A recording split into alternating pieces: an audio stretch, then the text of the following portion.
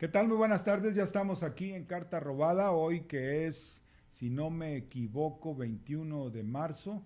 Bueno, pues ya sabe usted lo que significa esta fecha, el nacimiento del benemérito Benito Juárez. Vamos a hablar en esta ocasión, fíjese usted, de un tema un poco diferente, ya si le queremos llamar tema, porque más bien es un problema ideológico, generacional, un asunto que ha permeado, una creencia que ha permeado a toda una generación, la generación que conformamos todos nosotros, y que bueno, tiene que ver con la supuesta escasez, se dijo ayer y antier, del agua, porque supuestamente se celebra el Día Mundial del Agua y por todas partes se celebraron eventos en donde se advierte que el agua se puede terminar, que el agua hay que racionarla, que hay que cambiar los hábitos de consumo, y que hay que buscar la manera de ahorrar el agua porque supuestamente es un recurso escaso. Se habló de eso aquí en Nuevo León, como se habló de eso en buena parte del país y también en otras partes del mundo. Se reactivó la tesis pues de los recursos limitados o de la finitud de los recursos naturales que supuestamente amenaza a la humanidad. Vamos a platicar de eso porque pues en realidad ni hay tal escasez de recursos, ni tampoco los recursos son recursos, ¿verdad? Porque los recursos los hace recursos el propio desarrollo económico del ser humano, de la propia civilización, es la que convierte algo en recurso o más adelante determina que ese recurso ya no lo sea, que deje de ser recurso. Así que no le metan a usted miedo a la escasez de los recursos, no le metan a usted miedo del terrorismo hídrico, le decimos nosotros, porque es terrorismo andarnos diciendo que nos vamos a quedar sin agua. Oiga usted, cuando vivimos en un planeta que es casi el 70% de pura agua, que sea salada, que se tenga que endulzar, pues ese es otro asunto, que esté lejos en yacimientos o que esté en ríos que están alejados de la región donde vivimos, bueno, ese es otro asunto que tiene que ver más bien con infraestructura y tecnología. Así que vamos a hablar de eso. También nos vamos a detener en la situación que está ocurriendo, porque ya van varios que lo dicen, no nada más nosotros que lo sospechábamos, ¿verdad? Sino que ya están empezando a aparecer evidencias. Mire, por un lado parece ser que desde antes de la llegada de Peña Nieto al poder, antes del 1 de diciembre, en los últimos meses del gobierno de Calderón, la economía mexicana se fue frenando. Fíjese usted, hay una especie de freno por el lado de no soltar el gasto público, de estarlo restringiendo. Esto porque hay o porque no hay recursos, quizá porque no se quieran soltar, o más bien quizá porque no los hay o no los hay suficientes, y esto va acompañado también de una especie de repliegue en esta pelea que supuestamente venía dando Felipe Calderón en contra del narcotráfico, como que hubo cambio de postura por parte del nuevo gobierno y la violencia pues se está generalizando, se está incrementando. Le vamos a platicar de eso, le vamos a decir a usted lo que están diciendo algunos analistas al respecto. Nosotros no vamos a opinar, simple y sencillamente le vamos a presentar lo que dicen otros observadores acerca de este frenón de la economía por un lado y por el otro lado esta cuestión de una especie de retroceso, de pues sí, un repliegue de la fuerza pública en la lucha contra la delincuencia. Vamos a hablar de eso y claro, por supuesto, vamos a hablar del factor que no se toma en consideración a la hora de discutir los problemas de violencia en el país, el problema del narcotráfico, que tiene que ver principalmente con que no se quiere atacar, no se quiere ni siquiera mencionar el lado financiero del asunto. Fíjese usted, como si no existiera, como si el narcotráfico no generara dinero, ¿verdad? Que genera, usted sabe, no genera, más bien le quita a la sociedad, pero pues volúmenes enormes de liquidez, de efectivo, de efebo, de cash, como dicen los americanos. Y el otro aspecto pues que tiene que ver con el hecho de que desde el gobierno de Barack Obama y antes desde el gobierno de George Bush allá en Washington se estaba no solamente digamos tolerando a los carteles de la droga, sino que además pues se les estaba armando, ¿verdad? Por si hubiera problemas, pues que estuvieran bien armaditos. Así que ese es otro aspecto que también no se quiere ni siquiera mencionar en las discusiones sobre este asunto. Así que le vamos a hablar de todo eso, le vamos a hablar de esto que es pues ahorita, digamos, el cuadro general de cómo se están desenvolviendo las cosas, y lo vamos a hacer después de estos mensajes.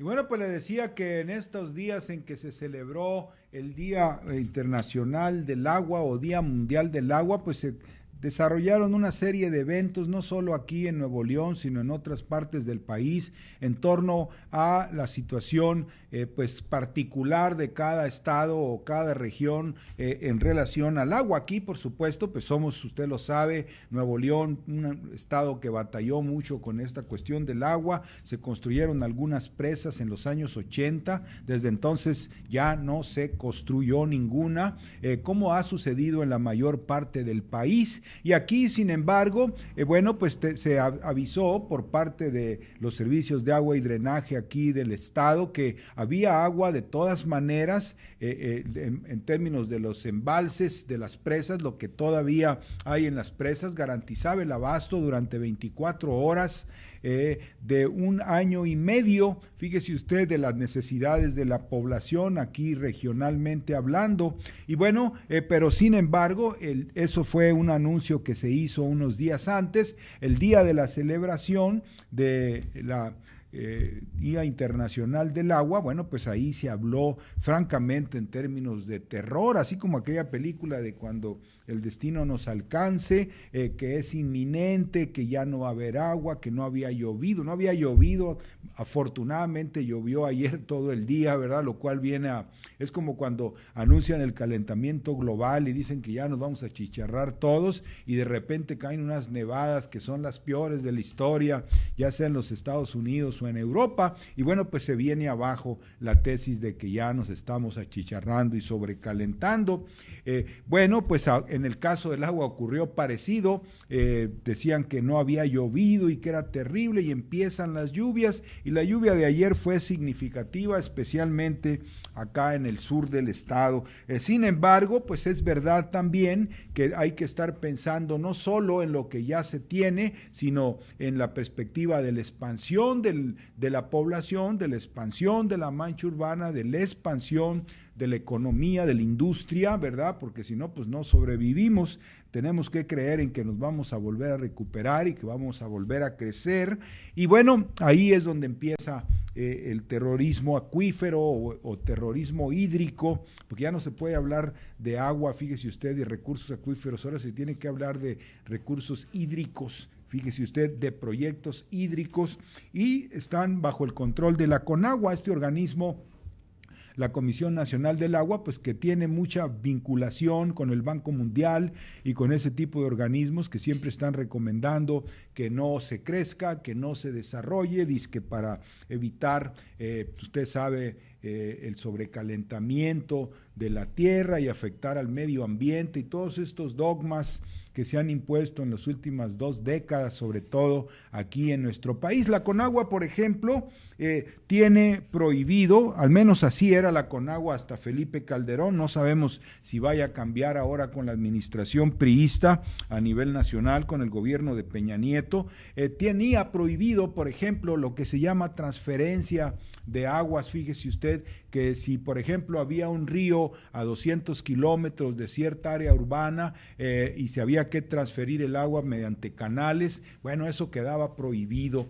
Que el uso agrícola también del agua, pues quedaba también como sancionado, dizque porque era lo que se llevaba la mayor parte, ¿verdad?, el 75% de los recursos de aguas del país. Pero nada más, entre paréntesis, se refieren obviamente a los que tenemos bajo control, a los que están en las presas, en los embalses, a los que se pueden extraer del subsuelo, tomando en cuenta que tenemos muy poca infraestructura y tomando en cuenta que tenemos muy poca tecnología, muy pocos sistemas para extraer agua. Pero bueno, de esa agua total que tenemos disponible en el país, el 75% se va a la agricultura. Entonces la CONAGUA, con este señor Luege Tamargo, que es el que la dirigía, Luege Tamargo, que es el que la dirigía, bueno, pues lanzaron la consigna de que en la agricultura no debería de haber agua, que ya no se debería de rodar el agua, que ya no debería haber transferencias y que mejor deberíamos de enfatizar el ahorro. Fíjese usted, la tesis conservacionista de que el ahorro es lo que importa, no tanto cómo vas a conseguir más recursos acuíferos, sino cómo vas a dejar de consumir o cómo vas a consumir menos de esos recursos en el agua. Y bueno, pues el evento que hubo aquí en Monterrey, antier, pues se entró en eso, que si vamos a racionar el consumo, que si cuántos días nos quedan de agua, que si qué va a pasar cuando ya no haya agua, y si qué tal si no llueve en 1 año y medio. Le digo que al siguiente día llovió, pero bueno, es cuando empieza pues a imponerse una cuestión ideológica, ¿verdad?, falsa, y es el terrorismo hidráulico o terrorismo hídrico, porque mire, ahí están las soluciones. Hoy estuvimos con un par de ingenieros, amigos, que están haciendo unas perforaciones, casi nada más por hobby, oiga usted, por acá, por el lado de Santa Catarina, y luego encontraron ahí a 92 metros un borbotón de agua así, que les va a dar como 9 litros por segundo de agua, casi sin hacer nada, nada más por la pura perforación. Y ellos aseguran que, por ejemplo, en el caso del área metropolitana de Monterrey, que estamos, como usted sabe, en las faldas de la Sierra Madre, bueno, pues estamos llenos de agua por abajo, pero no hay pues lo suficiente en tecnología para extraer esa agua, para disponer de ella. Los grupos empresariales aquí, especialmente la cervecería o Vitro, extraen agua, pero ni siquiera la logran, digamos, acaparar toda, andan por ahí como en el 25% de lo que realmente existe aquí a nuestro alrededor. Así que ahí se trata claramente de un problema de falta de infraestructura o tecnología, pues, si usted le quiere llamar, para el proceso de la exploración. Es como nos sucede con el petróleo. ¿Por qué hay tan poquitas reservas probadas? Bueno, pues porque no hemos estado explorando. Felipe Calderón agarró la lana de Pemex para inflar las reservas internacionales y para complacer a los especuladores que venían y compraban deuda del gobierno, y bueno, pues les camoteó todo a Pemex, y Pemex se retrasó casi los 6 años más unos cuantos de Fox en la cuestión de la exploración. Por eso es que no hay reservas probadas. Bueno, pues es el mismo criterio el que se puede aplicar en el caso del agua, aunque sea diferente, que pues no hay más porque pues no podemos perforar. Eso sin contar, porque queremos pues presentarle aquí estos 2 proyectos hidráulicos que existen. Mire, desde los años 40, tenemos aquí en la imagen 2 el Pligón, este proyecto acá en el sureste, que es el que nos interesaría a nosotros. Ve usted la línea ahí en el mapa de México, en todo el Golfo de México, un proyecto para traer agua del sureste, hacia acá, al altiplano del norte, ¿verdad? Todos los estados donde estamos nosotros, Nuevo León, Coahuila, etcétera. Bueno, pues porque esa es la idea. Todo el Golfo, ¿verdad?, es desembocadura de grandes ríos, especialmente los del sureste, que son enormes. Yo tuve la oportunidad de conocer el Grijalva ahora en diciembre. No, hombre, qué cosa tan impresionante. No se ve la otra orilla, con eso le digo todo. Y aún está lleno todo el día, y el caudal todo el día corre y todos los días se va a tirar al mar. Fíjese usted, no se utiliza, yo creo que ni el 5% del caudal del Grijalva que tenemos aquí en nuestra imagen 3. Claro, no es el único, ¿verdad? No es el único río que es súper caudaloso y súper abundante en nuestro país. Está el Pánuco también, que tenemos aquí en la imagen 4. Del Pánuco se va a extraer apenas un 10% del caudal para traerlo acá a Nuevo León a través de un tubo, ¿verdad? No va a dejar beneficio en el recorrido. Si se hubiera hecho un sistema de canales como hizo Carlomagno allá en Europa ya hace casi 1000 años, ¿verdad?, que decidió que los canales era lo mejor a construir, porque no solamente conectaban a los ríos, sino porque servían de vías fluviales y de comercio. Y bueno, Europa todavía vive de las obras de Carlomagno hace 1000 años. Fíjese usted, bueno, pues aquí nosotros, en lugar de una obra de infraestructura, vamos a hacer un tubo, ¿verdad? Pero pues va a venir agua y va a garantizar las necesidades de consumo sin perforar acá en el subsuelo en nuestra región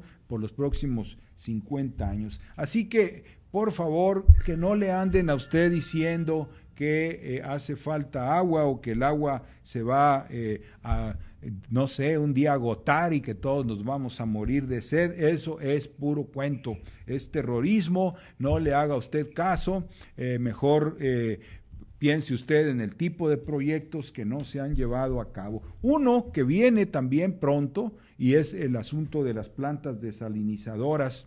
Aquí tenemos en la imagen número 5, y ahí sí, mire, ahí ya comienza un mundo para los seres humanos en donde el agua podríamos considerar que va a ser infinita, porque pues ya ve, el agua en el planeta, pues es el 70% es agua y va y viene, ¿verdad? Nos llueve a nosotros, luego se desliza montaña abajo, va a dar a los mares, ahí se vuelve a salar y luego vuelve a llover y es una cuestión de intercambio permanente. Según los climas, pues va acelerándose o deteniéndose este intercambio, pero nosotros podemos replicar ese proceso y convertir el agua de mar en agua potable, en agua dulce, que es la que nos interesa, a través de la desalinización. Y la desalinización, como usted sabe, tal y como se usa en la actualidad, por ejemplo, Arabia Saudita, los Emiratos Árabes, pues lo hacen a través de plantas de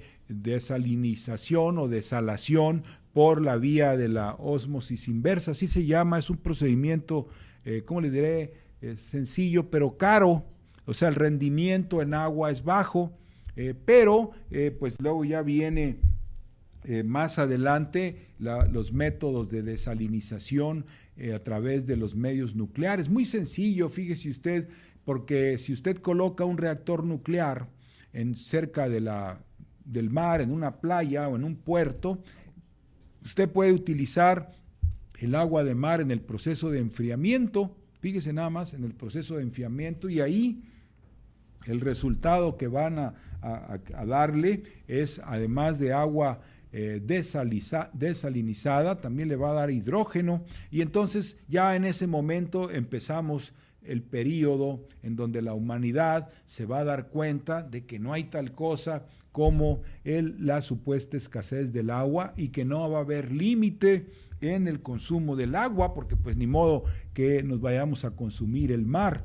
Además, pues usted sabe, a la hora de consumirlo, reintegramos el agua al mismo proceso de vaporización que sube a las nubes, se da la vuelta un rato y luego se vuelve a precipitar en la forma de lluvia. No estamos más que acelerando el proceso de convertir el agua salada en agua dulce en volúmenes grandes, como para que la actividad del ser humano prevalezca, para que se pueda tener o contar con agua para siempre. Así que por favor no haga caso a estos terroristas hídricos, ¿verdad? Agua hay mucha, y si no la hubiera, se puede producir, se puede fabricar. Todo es cuestión de que exista la tecnología o la infraestructura necesaria para trasladar los grandes volúmenes de agua desde donde hay a donde no hay. Ya ve, el problema que tiene nuestro país es un solo problema. Fíjese usted en esos términos, que es que el 90 y tantos % de los recursos de agua del país están en el sureste.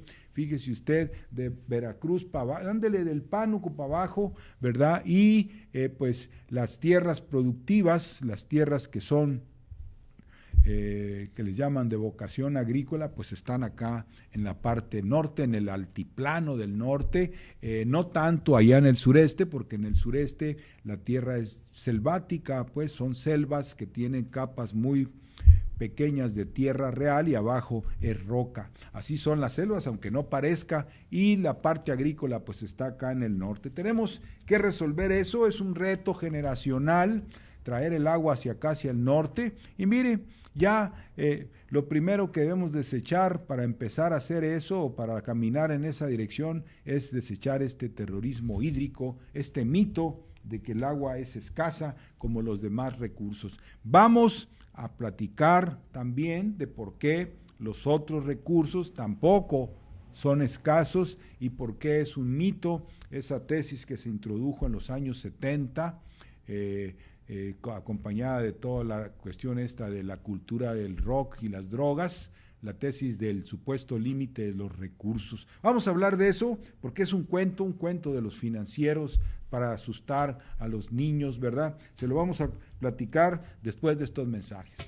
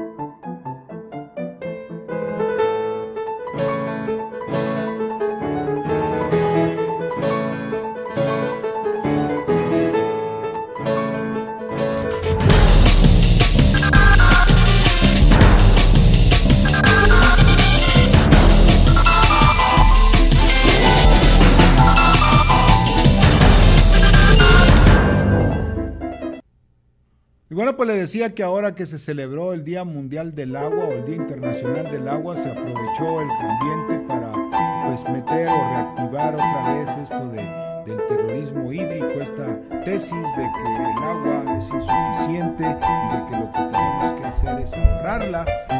Toda la tesis pues conservacionista, como si el agua fuera el monto o el volumen de agua con el que contamos actualmente en las presas o en algunos yacimientos que se han explotado, negando pues que existe todavía muchísimo más en el territorio nacional, que también en los ríos, la mayoría de los cuales ni siquiera se explotan en un 15% o en un 20%, más lo que usted ya sabe, por ejemplo, de las tecnologías que vienen hacia el futuro, que se pueden utilizarse para desalinizar el agua. Pero esa tesis conservacionista prevalece pues desde hace ya tiempo y nos hace creer que, por ejemplo, el petróleo, ¿verdad? El petróleo que tenemos aquí en nuestra imagen 6, una planta petrolera, pues que también el petróleo un día se va a acabar, ¿verdad? Que nos vamos a quedar sin nada.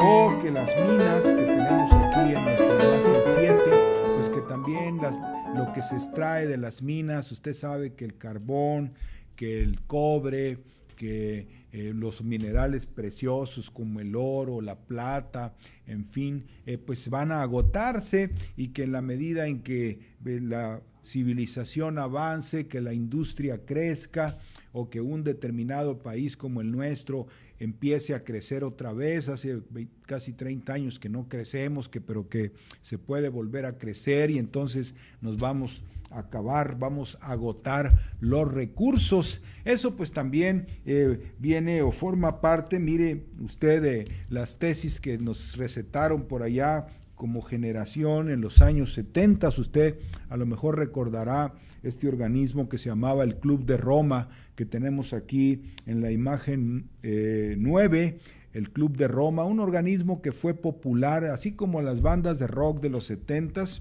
fue popular como las bandas de rock de los 70s. Aquí en México un señor Urquidi, Víctor Urquidi, representaba al Club de Roma y tenía sus ramificaciones, y de repente hacía eventos, ¿verdad?, en donde advertía pues que la población estaba creciendo mucho, que era necesario detener el crecimiento de la población, que porque se iban a acabar los recursos. Luego también en aquellos años apareció un libro que tenemos aquí en nuestra imagen 10. El libro se llamaba El límite de los recursos, precisamente así. Y ahí pues haga de cuenta usted que sacan del panteón al señor Malthus, ¿verdad? A Pearson Malthus, este monje británico que sacó la tesis esa de que los recursos crecían muy lento y la población muy rápido. Bueno, pues haga de cuenta que lo resucitaron, sacaron así el cadáver y lo presentaron en forma setentera, acá en la onda de los 70s, ¿verdad? De pues toda la cuestión de la supuesto cambio de era, y entonces se empezó a popularizar la tesis de que pues los seres humanos estábamos condenados porque éramos muchos, estábamos creciendo, íbamos a saturar la tierra y luego nos íbamos a caer porque ya no cabríamos en la tierra, así como si fuéramos arriba de un autobús urbano, ¿verdad? Y caeríamos así para abajo, para abajo de la tierra, y todo ese terrorismo se soltó en los 70s. Y mire, ese terrorismo se basaba en una tesis muy simple, ¿verdad? Los recursos que usted ve pues son los recursos que existen, los recursos que usted conoce, pues son los recursos que hay y que siempre habrá. Pero pues ahí se ignora un principio básico en la economía, ¿verdad? Pues de que es que los recursos no son recursos per se, los recursos son recursos en la medida en que el desarrollo económico los hace necesarios, ¿verdad? En la medida en que el desarrollo económico los hace necesarios, es decir, que la tecnología existente utiliza o no utiliza estos recursos. Por ejemplo, el petróleo, volviendo aquí a nuestra imagen 6, Pemex, ¿verdad? Es un recurso finito, pues mire, es útil ahorita porque pues se necesita para la combustión interna por los automóviles, pues que no han cambiado de tecnología. Al rato será el hidrógeno, ¿verdad? Vendrán los motores de hidrógeno y entonces el petróleo pues ya no va a ser tan necesario, al menos no en esos volúmenes, pasará a ser útil para otras funciones, pero ya no va a ser la principal fuente de energía de la civilización o de todas las naciones, como usted les quiera llamar, como sí es ahorita. Así que no tiene un valor intrínseco como recurso el petróleo, ¿verdad? Sencillo como entenderlo así, sobre todo si por ejemplo utilizamos el petróleo ahorita que se usa, que es demandado y obtenemos recursos para nosotros industrializarnos y avanzar hacia la energía nuclear. Tenemos aquí el famoso reactor nuclear de fusión, ya hay otros más avanzados, quiero que sepa, allá en Princeton, en los Estados Unidos, también los japoneses están trabajando sobre este reactor de fusión nuclear que tenemos aquí en la imagen 8.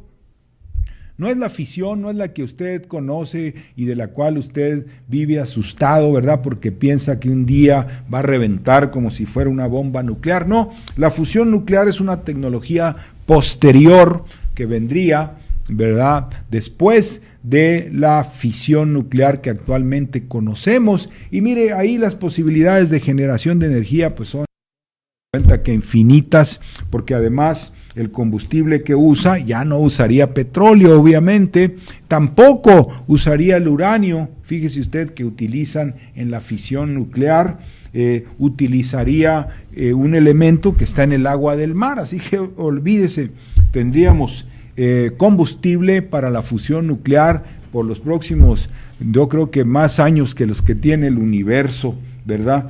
Así que eso cambia la perspectiva de la supuesta escasez de recursos o la supuesta finitud de los recursos o la supuesta existencia de recursos finitos, que es con lo que nos estaban asustando ahora en la celebración del Día Mundial del Agua, porque pues nos estaban diciendo que el agua también se iba a acabar, cuando lo que tenemos que estar pensando es cómo generamos la infraestructura, por un lado, para trasladar agua, transferir agua desde donde hay a donde no hay, para embalsar más, tener más capacidad de embalse. Yo le mencionaba el río Grijalva, que es increíble la forma en que se tira ahí, yo creo que el 60% de los recursos de agua del país que se van al mar, ni siquiera se utilizan. Y bueno, pues eso es lo que sí es escaso, la capacidad tecnológica, la infraestructura necesaria, pero no los llamados recursos naturales. Esos hay abundantes y cuando ya no son abundantes, pues cambiamos de tecnología y ya no los necesitamos. ¿A poco ahorita andamos muy preocupados por cortar leña para calentar la casa o para cocinar? Por supuesto que no, ya la leña no es ese recurso indispensable que era, digamos, todavía en el siglo XIX para muchas naciones. Así que, bueno, ahí se la dejo, vamos a irnos a examinar esta tesis que están lanzando algunos analistas, y también pues algunas cifras lo demuestran de que el gobierno de Peña Nieto está frenando la economía y está ejerciendo un repliegue en esta cuestión del enfrentamiento con las bandas de delincuentes en el país. Vamos a hablar de eso porque es un asunto delicado, no es una opinión de nosotros, es gente que está observando las cosas y bueno, vamos a platicarle de eso después de estos mensajes.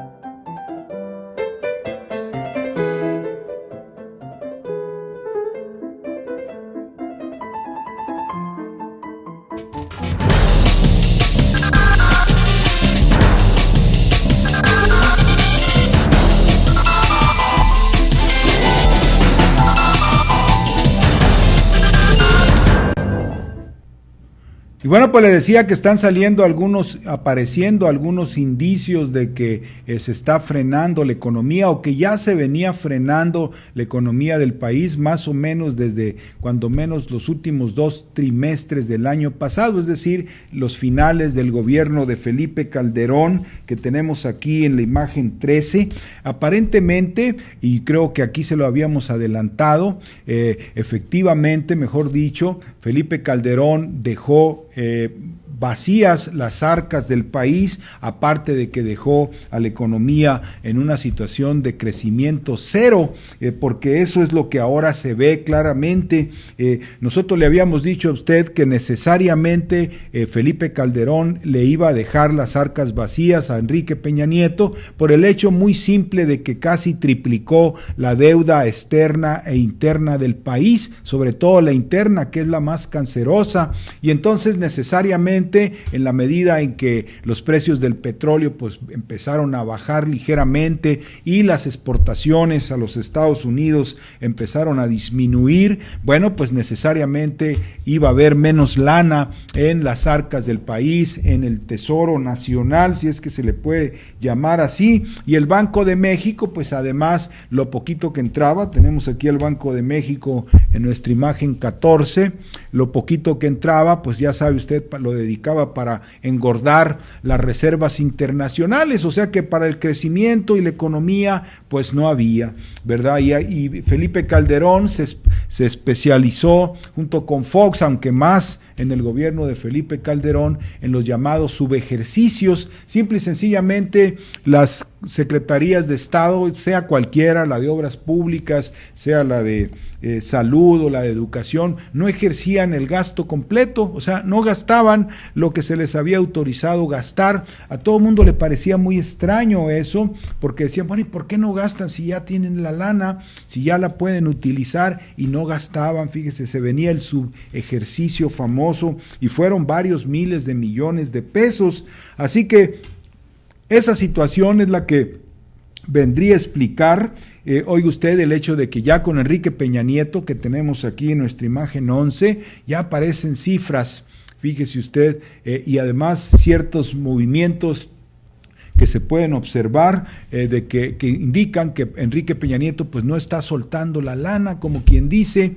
Por ejemplo, las licitaciones para carreteras, el INEGI dice que menos del 30% de las que se habían hecho ya en estos mismos meses del año pasado, del 2012 y también del 2011, menos del 30% de licitaciones se han hecho. Aquí hubo una protesta, un reclamo de la Cámara Nacional de la Industria de la Construcción, sección Nuevo León, en el sentido de que también a nivel estatal los contratistas, ¿verdad?, que trabajan para los proyectos del gobierno, usted sabe, las obras viales y todo tipo de obra, pues no estaban recibiendo ni siquiera estaban siendo convocados para nuevos proyectos, para licitar pues otros proyectos, lo cual pues amenazaba con provocarles una situación donde tuvieran que despedir gente. En fin, ese tipo de denuncias aparecen y bueno, pues ya lo confirma este reportaje del INEGI. Pero bueno, deje usted, pues podría decir usted, bueno, es que este gobierno está pensándola, quiere arrancar mejor y lo está haciendo con tranquilidad, va a soltar la lana adecuadamente, etcétera, etcétera. Pero fíjese usted, hay que recordar que se depende pues de las reformas estructurales para que venga la inversión. El Wall Street Journal publicó ya que pues no queda muy claro de que si va a haber privatización, a lo mejor no vamos. Pero bueno, le decía que eso sería pecata minuta comparado con lo que está diciendo Raimundo Riva Palacios, este periodista que tenemos aquí en la imagen 15, Raimundo Riva Palacios. A lo mejor usted lo ha leído, ha andado en diferentes periódicos, en un tiempo se hizo cargo del Universal, pero parece que pues no le gustó la chamba y se cambió y ahora está en una periódico que se llama 24 Horas. Raimundo Riva Palacios está diciendo, fíjese usted, que el gobierno ha decidido, el gobierno federal, que en materia de seguridad va a haber un repliegue, fíjese, del ejército, de la marina y de las policías, que van a evitar el enfrentamiento con los carteles. Y dice él que para tratar de cambiar la percepción, que ya no se va a enfatizar como le hacía Calderón, ya ve que Calderón todos los días se levantaba en la mañana, voy a la guerra contra el narcotráfico, estoy dando mi vida, ¿verdad? Le echaba mucha crema a sus tacos y en esto de la guerra contra el narcotráfico, pues era su principal, ¿cómo le diré?, chamba, ¿verdad?, o justificación, la razón de ser de su gobierno. Entonces como que cambió el enfoque, pero dice Raimundo Riva Palacios que bueno, pues eso está resultando peligroso porque está abriendo cancha, sobre todo a un fenómeno, dice Riva Palacios, y en esto lo apoya también Fernández Menéndez, que tenemos aquí en la imagen 16, este periodista también, así que se la dan, usted sabe, de sesudos acá, que saben mucho y todo, está diciendo que en efecto, pues esto ha generado, por ejemplo, que se reactive el conflicto entre los Zetas y el cartel del Golfo acá por el norte, en Tamaulipas, que por eso estamos viendo tantos enfrentamientos en Reynosa, en Monclova, que tuvo de pelos el otro día, fíjese usted, y en Reynosa el domingo pasado, porque se cierran las calles, se vienen los enfrentamientos, la gente no sabe quién contra quién, al rato ya nada más se cuentan los muertos, y bueno, también está pasando en el Estado de México, y eso dice es que reavivaron los conflictos entre los carteles porque no hay presencia o hay menos presencia de las fuerzas policíacas, eso dice Fernández Menéndez, y bueno, pues nosotros dijimos, órale, pues será o no será, ¿verdad? No lo creo, pero no lo dudo, como dicen por acá, pero miren, ya apareció hasta en el periódico El Norte, que está aquí en la imagen 17, este periódico de por acá en Monterrey, que usted conoce como Reforma a nivel nacional, pues dice lo mismo. Fíjese usted, dedicado a un editorial ayer precisamente a decir que pues no es cuestión de percepciones, que el gobierno cree que va a resolver el problema de la violencia, cambiando la percepción de la violencia, ignorando la violencia y no actuando para que así, pues como de alguna manera vaya disminuyendo, que a todo mundo se le olvide, y pues le reclaman, el periódico El Norte, que es una cosa muy diferente a Raimundo Riva Palacios, le reclaman al gobierno, le dicen, no, tienes que volver a la acción. Mire, tan sencillo como realmente actuar contra el problema del narcotráfico, pues tiene que ver primero que nada con atacar las finanzas, ¿verdad? Es como en la guerra. ¿Usted cree que en la guerra, por ejemplo, los grandes generales como MacArthur, ¿verdad? Douglas MacArthur, o cualquier otro que usted recuerde de los que usted piensa que han sido buenos generales en batalla, me refiero, en el campo, en el teatro, pues, de la acción, esa gente nunca piensa en cuántos tengo para matar a cuántos, no, ellos siempre están pensando en el elemento sorpresa, en tapar las vías de aprovisionamiento, en rodear al enemigo para que se vaya aislando, en golpearlo psicológicamente y sobre todo, de dónde viene los recursos, de dónde vienen los suministros de armas, de gasolina, de aviones, y entonces empezar a golpear ahí para irlo debilitando, ¿verdad? Ningún general respetable en la historia se enfrenta así como el Borras, güey, yo traigo aquí 50,000 para echarme a 50,000 tuyos. No funciona. Esa era la gran tontez de Felipe Calderón, ¿verdad? Y bueno, pero eso es lo que se tiene que hacer, y lo principal es ir sobre el suministro financiero para los delincuentes, ¿verdad? Porque la lana es la que hace todo, es la que les da capacidad de corrupción, les da elementos, les da armas, les da todos, y si no los ataca usted por ahí, pues está cañón, ¿verdad? Y segundo lugar, pues está la hipótesis que alguna vez mencionó el propio Manlio Fabio Beltrones, fíjese usted, con todo lo que usted pueda pensar de él dijo, hay que sellar la frontera porque los delincuentes reciben suministros de los Estados Unidos. Ya supimos de Barack Obama, que tenemos aquí en nuestra penúltima imagen, Barack Obama, el presidente de Estados Unidos, que salió envuelto en el escándalo de Rápido y Furioso, que era, pues mire, muy sencillo, le estaban dando armas a los grupos de narcotraficantes en México, y armas, oiga usted, de las buenas, no se crea que pistolitas ¿verdad? Estos rifles Baretta, que son una cosa impresionante, lo pueden usted partir en 3 pedazos y ni cuenta se da, ¿verdad? Además de que pueden entrar en una camioneta y perforarla, en fin, este poderío, este poder de fuego que se le dio a los narcotraficantes y que fue efectivamente made in US, ¿verdad? Es decir, hecho en los Estados Unidos. Ese es otro elemento, se tiene que, como parte del corte de suministros contra este enemigo, pues hay que cerrar la frontera de allá para acá, ¿verdad? Porque ya de aquí para allá pues ya está casi cerrada, pero de allá para acá, ¿verdad? Para que no entren esos suministros. Y entonces sí, ya, ¿verdad? Tapando la cosa financiera y la otra cuestión, entonces ya sí, ahora sí, a ver, ¿verdad? No que cae, que no sé qué, ¿verdad? Ya no va a ser la misma. Eso se debe hacer, es en efecto, no se tiene que hacer o llevar a cabo la estrategia que disque estrategia de Felipe Calderón, es absolutamente suicida, absolutamente, ¿cómo le diré?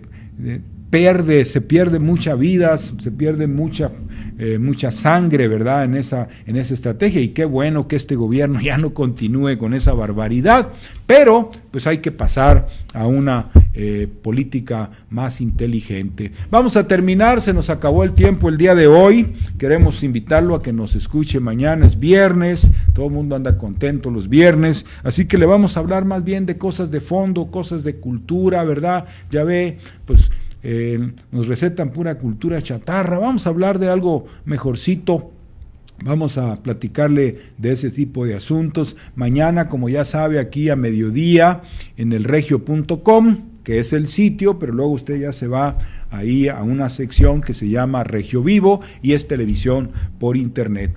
Nos veremos mañana.